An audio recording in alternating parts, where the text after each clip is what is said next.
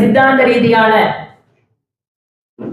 இந்து மதத்திற்கு எதிரான ஒரு விஷயமாக இருந்தாலும் கூட மக்கள் வாக்களித்து ஒரு அரசாங்கம் அமைகின்ற பொழுது அந்த அரசு அத்தனை மக்களுடைய உணர்வுகளுக்கு மதிப்பு கொடுக்கக்கூடிய அரசாக இருக்கணும்.